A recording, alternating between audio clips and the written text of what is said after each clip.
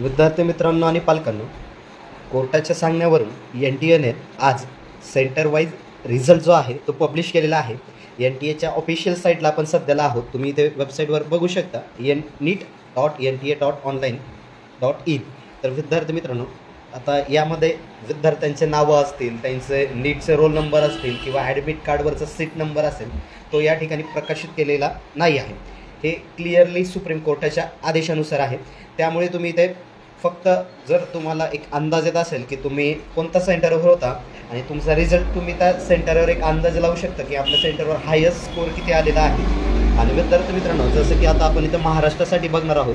जर आपण इथं आता महाराष्ट्र सिलेक्ट केलं, त्यानंतर आपले सिटी आपण एक जस्ट एक्झाम्पलसाठी आपण समजा औरंगाबाद डिस्ट्रिक्ट घेऊया. औरंगाबादमध्ये आता महाराष्ट्र औरंगाबादमध्ये एवढे सारे सेंटर होते. इथे सेंटरचे नंबर दिलेले आहे. आता आपण देवगिरी कॉलेज एक सेंटर होतं, तर देवगिरी कॉलेजचं आपण रिझल्ट जर बघितला तर अशा प्रकारचे एक डायरेक्टली आपल्याला PDF ओपन व्हायला दिसते.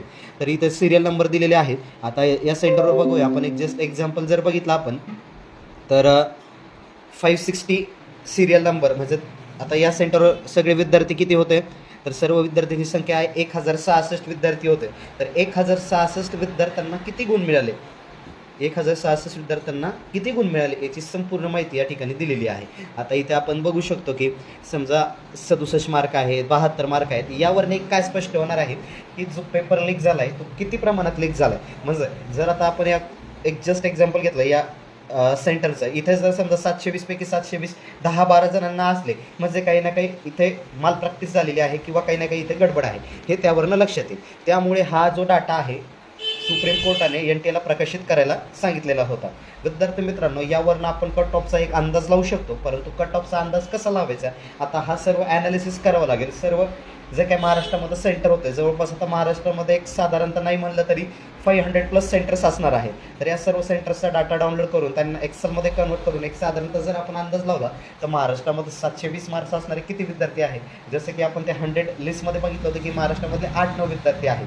तर आता किती ॲक्च्युअल विद्यार्थी आहेत, जर काही NTA याच्यामध्ये डाटा लपवत असेल तर हे सुप्रीम कोर्टाच्या आणि CBIच्या चौकशीमध्ये लक्षात येईल.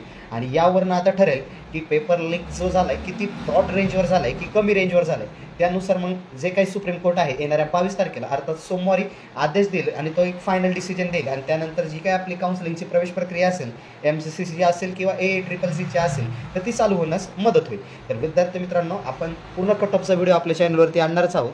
सध्याला हीच माहिती आहे की NTA आपलं जे काही सेंटर वाईज रिझल्ट आहे तो पब्लिश केलेला आहे. यामुळे व्हिडिओमध्ये आपण एवढंच सांगणार आहोत. परत भेटूया येणाऱ्या व्हिडिओमध्ये. तोपर्यंत धन्यवाद. जय हिंद, जय महाराष्ट्र.